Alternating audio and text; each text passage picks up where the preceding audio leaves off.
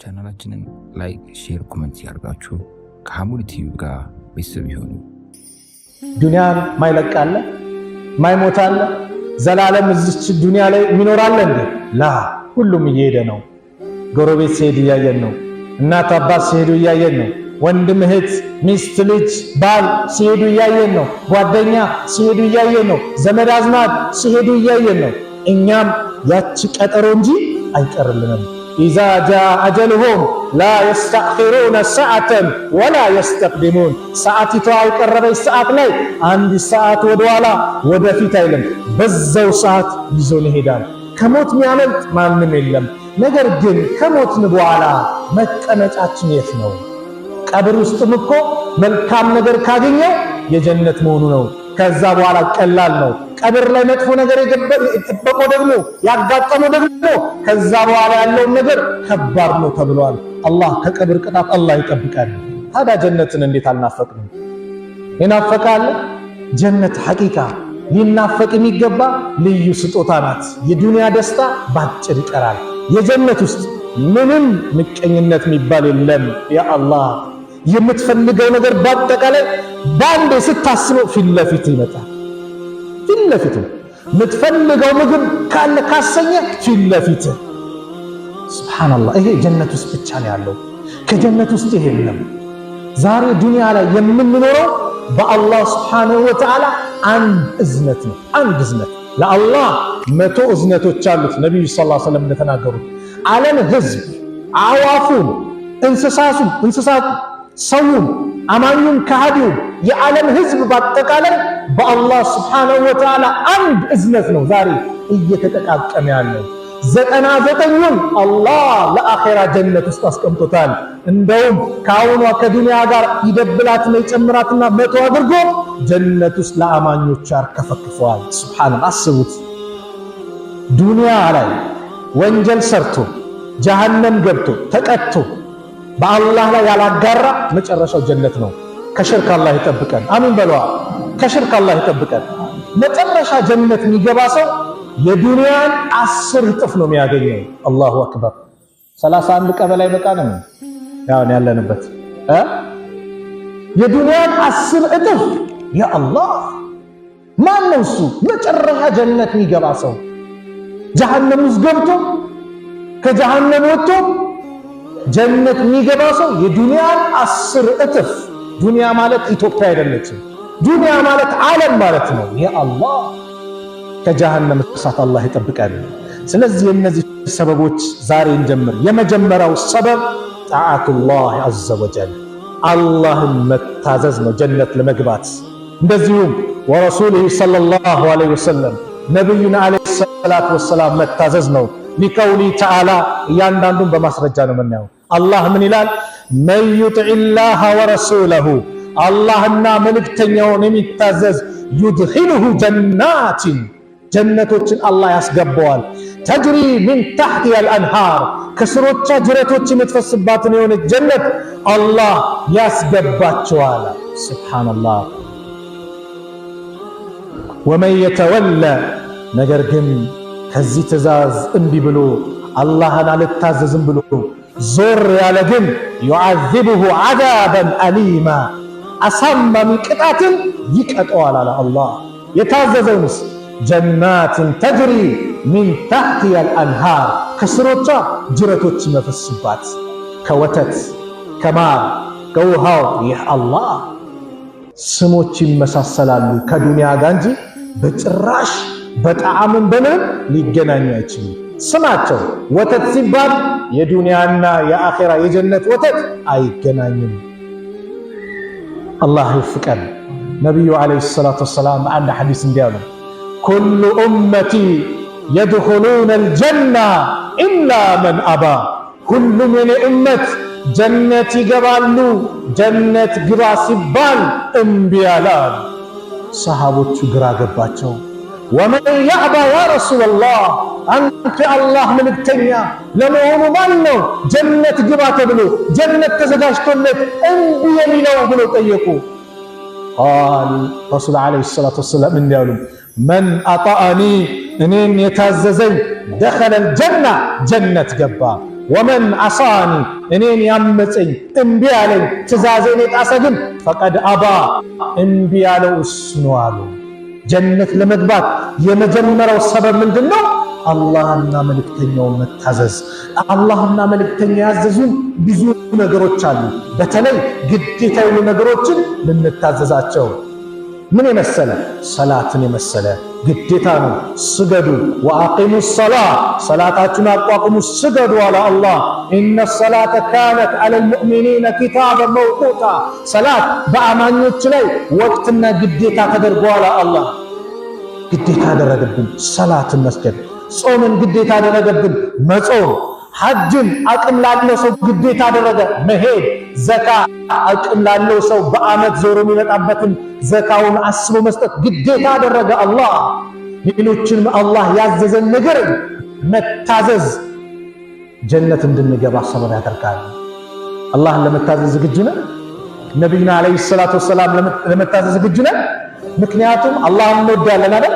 የእውነት ወዳጅ አላህ አድርገን። ነቢዩና አለይሂ ሰላቱ ወሰላም እንወዳለን አይደል? የእውነት ወዳጅ አላህ አድርገን። የሚወድ ሰው እኮ የሚወደውን አካል ምን ይላል? ይታዘዛል። ኢነል ሙሂበ ሊመን ዩሂቡ ሙጢዑሁ ወዳጅ እኮ ለወዳጁ ምን ይላል? ታዛዥ ነው። ሰው እኮ ዱንያ ላይ የሚያከብረው የሚወደው ሰው ሲያይ የሆነ እሱ የማይሰራው የማይወደውን ነገር ለመስራት ብሎ ይጠነቀቃል። እሳቸው ደስ አይላቸውም እዚች ቦታ ሲያዩ ይላል። አላህስ አለም ያዕለም ቢአነ አላህ የራ አላህ እንደሚያየው አያውቅም እንዴ? አላህ እያንዳንዱ የምንቀሳቀሰው እንቅስቃሴ ስራ አላህ ያውቃል። ስለዚህ የመጀመሪያው ጀነት ያስገባል የአላህና የነቢዩና አለይሂ ሰላቱ ወሰላም ትእዛዝ መጠበቅ ነው። አላህን መታዘዝ ነብዩን እንደመታዘዝ፣ ነብዩን መታዘዝ አላህን እንደመታዘዝ ነው። ሁለቱም ይለያዩ አይደለም። አይ አንዳንዱ የአላህን ብቻ ላ መን ዩጢዕ ረሱል ፈቀድ አታ አላህ መልእክተኛውን የታዘዘ በእርግጥም ማንን ታዘዘ? አላህን ታዘዘ። ስለዚህ ነብዩ አለይሂ ሰላቱ ወሰላም ለኛ ደከሙ፣ ሐቂቀተን ለኛ አለቀሱ፣ ኡመታቸው በሙላ እንዲድኑ ተጨነቁ።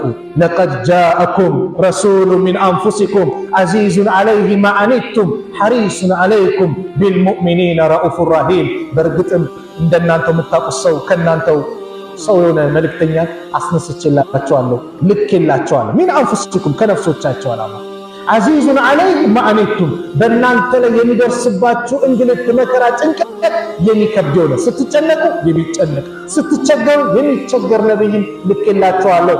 ሐሪሱን ዐለይኩም በእናንተ ላይ የሚጓጓ ነብዩ ዐለይሂ ሰላቱ ወሰላም ሁሉም ሰው ላኢላሃ ኢለላህ እንዲል ይፈልጉ ነበር። አንድ ሰው ጀሃነም እንዲገባ አይፈልጉም። ሁሉም ጀነት እንዲገባ ይፈልጉ ነበር። በአንድ ወቅት አንድ ይሁዲ የሚካድማቸው ታመመና ነብዩ ዐለይሂ ሰላቱ ወሰላም ቤቱ ሄዱ። ቁል ላኢላሃ ኢለላህ ላኢላሃ ኢለላህ በላሉት። ይህ ይሁዲ አባትየውን ቀና ብሎ ሲያይ አባት ምን አለው? አጢዕ አበል ቃሲም የቃሲምን አባት ታዘዝ። ነቢዩ ሰለላሁ ዐለይሂ ወሰለም የቃሲም አባት ተብለው ይጠሩ ነበር። ወንድ ልጃቸው ቃሲም ስለሚባል አጢዕ አበል ቃሲም የቃሲምን አባት ታዘዛ። ይህ ልጅ አሽሀዱ አን ላ ኢላሃ ኢለላህ ወአሽሀዱ አነ ሙሐመደን ረሱሉላህ ሲል ነቢዩ ተደስተው ወጡ። አልሐምዱሊላህ ይህን ልጅ ከጀሃነም እሳት ላዳነልኝ ጌታ ምስጋና ይገባው ብለው ነቢዩ ተደስተው ወጡ። እንዲህ አይነት ነቢይ ነው አላህ የላከልን። የዓለም መድህን የሆኑት ነቢዩ ናቸው። ዓለም መዳን ከፈለገ ዓለም መጨረሻው እንዲያምርለት ከፈለገ ነቢዩን መከተል ብቻ ነው። እሳቸውን መታዘዝ ብቻ ነው። ከእሳቸው ጎዳና የወጣ በሞላ መጨረሻው ኪሳራ ነው። የዓለም መድህን ነቢዩ ናቸው። ነቢዩን ያልተከተለ በነቢዩ ነቢይነት ያላመነ ማንኛውም አካል ነገ መጨረሻ ላይ ይከስራል። ሁሉም የጀሃነም ነው። ወመን የብተጊ ገይረ ልእስላም ዲነን ፈለን ዩቅበለ ምንሁ ከእስልምና ውጭ ሌላ እንደሚፈልግ ከእሱ አንቀበለውም ብሏል አላህ። ስለዚህ የመጀመሪያው መዳኛው መንገድ አላህና መልእክተኛው መታዘዝ ነው። ሁለተኛው ነጥብ አልኢማን በአላህ ማመንና ወልአመል ሷሊህ መልካም ስራ መስራት። በአላህ ማመን ብቸኛ ያ ረብ በል ዱዓ አድርግ። ከአሁን በኋላ ከመስጊድ ላልወጣ ረመዳን ወጣ ገባ ሁሌም ያንተ ባሪያ ጌታዬ ያንተ ባሪያ ነኝ አንተ ልገዛ ቃል ገብቻለሁ ጽናቱን ለግሰኝ ብለን ዱዓ እናድርግ እንጂማ መጥፎን ያንነይት አንድ ሰው ይነይታል ምን አይነት ንያ በቃ ከረመዳን በኋላ ከመስጊድ ወጣለሁ እስቲቃማ የሚባል ነገር አያስፈልግም ይላል ባይናገርም ተግባሩ ያለው ያ ወንድሜ እንደዚህ አትነይት እህቴ እንደዚህ አትነይቺ እንዲህ ነይተን ሞት ቢመጣብንስ በመሃል ሞት ይዞን ቢሄድስ ተውባችን እኮ ተበላሸ ማለት ነው የዚህ አይነት ንያ አንነይት ተደጋጋሚ ተናግሬዋለሁ 99 ብሎ 100 ሰው የገደለ ሰው ታሪክ ሰምታችኋል አይደል ሲነገር ጀነት ገብቷል ለምን ጀነት ገባ ትክክለኛ ተውባ አደረገ ምን አይነት ተውባ በቃ ወደ አላህ ለመመለስ ቀሪው ዕድሜውን አላህን በመገዛት እስቲቃማ ኖሮት ለመኖር ወሰነ ዓሊሙ ምን አለው ይሄ አሁን የኖርክበት አካባቢ መጥፎ ሰዎች የበዙበት ነው እሱን ተውና ወደዛ ጥሩ ሰዎች ያሉበት የአላህ ደጋግ ባሮች አሉ ከነሱ ጋር ሁንና አላህን ተገዛ አለ እሺ አለ መንገድ ሲጀምር ሞት መጣ የተጻፈበት ቀን ደረሰ የጀነትና የጀሃነም መላእክቶች ሮጡ መጡ የጀነቶቹ ይህ ሰው በንጹህ ቀልቡ ወደ አላህ መጥቷል እኛን እንመስተው ጀነት መግባት አለበት አሉ የጀሃነሞቹ ደግሞ ምን አሉ በጭራሽ አንድ ቀንም መልካም ስራ አልሰራ አንድ ቀን ያልሰገደ እንዴት ነው ጀነት የሚገባው አላህ ዳኛ ላከ ምን ሜትር ይመተር የሚሄድበትና የመጣበት ከቀረበ የጀሃነሞቹ ተወስዱታላችሁ የሚሄድበት ከቀረበ የጀነቶቹ ተወስዱታላችሁ ሲመተር አላህ Subhanahu Wa Ta'ala ሁሉን ነገር በሱ ትእዛዝ ነውና ምድርም የሱን ትእዛዝ ትሰማለች ይሄንን አንተ ባዓዲ ለባሬ ራቅ ያላት የመጥፎች ይሄኛውንስ አንተ ቀረቢ ለባሬ ቀረብ ያላት አንዳንድ ዘገባ በአንድ ስንዝር ወይም በአንድ ክም በልቶ ወደ ጀነት ገባ ጉልበት በተለይ ወጣት ተጠቀምበት በየትኛው ስራችን ጀነት እንደምንገባ አናውቅም አላህ የትኛውን ነገር እንደሚወፍቀን አናውቅም መልካም ስራ በተባለበት ነገር ላይ ታለፍ እናቶች ዕቃ ይዘዋሉ ውሃ ይዘዋሉ የሆነ ዕቃ ደክሟቸዋል አግዛቸው ሽማግሌዎችን አሮጊቶችን አግዝ በየትኛው ስራ ጀነት እንደምትገባ አታውቅም ይሄም መልካም ስራ ነው መልካም ስራ አንድ እኮ ጀነት ገባሉ ነው በመን መንገድ ላይ አዛም ታደርግ የሆነ ዛፍ ነበረች እሱን በመቁረጡ ጀነት ገባሉ ነብዩ ሰለላሁ ዐለይሂ ወሰለም በየትኛው ስራ ጀነት እንደምትገባ አታውቅም ቢላልን ጀነት ውስጥ ኮቴን ሰማሁት አሉ ነብዩ ሰለላሁ ዐለይሂ ወሰለም ቢላል ኢብኑ ረባህ ኢትዮጵያው ቢላል ጀነት ውስጥ ዱንያ ላይ ሆኖ ጀነት የተመሰከረለት ኮቴን ሰማሁት በምን ሲባል ቢላል ውዱ ባደረገ ሰዓት ላይ ሁሌ ረካዓተይን ይሰግዳል አያችሁ ሁሌ ረካዓተይን ይሰግዳል ውዱ ባደረገ ቁጥር በዚህ ጀነት ውስጥ ኮቴን ሰማው ጀነት በየትኛው ስራ እንደምትገባ አታውቅም ስለዚህ ስራን አንናቅ መልካም ነገር ሲባል በመልካም ነገር ላይ እንሽቀዳደም በአላህ ካላመነ ደግሞ ምንም አይነት መልካም ስራ ቢሰራ ምን የለው ጀነት የለም ነብዩ ሲያዝኑ ኢነከ ላ ተህዲ መን አህበብተ ወላኪን አላህ ይህዲ መን ይሻ አንተ የወደድከውን ሰው ወደ ትክክለኛ መንገድ መምራት አትችልም ነገር ግን አላህ የፈለገውን ይመራል አያቸው አቡ ጃህል እንዴት ሩጦ እንደመጣ አንተን የአላህ ባሪያ ነኝ ስትል ሰላት ላይ ጠንካራ ስትሆን ከሰላት ሊጎትት የሚመጣ ብዙ ይኖራል የዛኔ ወንድሜ እስቲቃማ ጽናት ይኖር ለምን ነገ ጀነት ለማግኘት ጀነት ዛሬ ከሰላት የሚጎትት ዛሬ ከመልካም ነገር የሚጎትት ቀብር አንድ ቀን አያድርም አብሮ አይኖርም አንድ ቀን ከኛ ጋር የሚከተለው ሶስት ነገር ነው ቤተሰብ ይከተላል ጀናዛችንን ንብረት ካለ ንብረት ይከተላል መኪናው የጀናዛው ቃል ልብሱ ይከተላል ስራችን ይከተላል ስራችን አብሮ ቀብር ውስጥ ይገባል ቤተሰብና ንብረታችን ግን ይመለሳል አንድም ቤተሰብ እናትም አባት ወንድም ምን ማንም ወዳጅ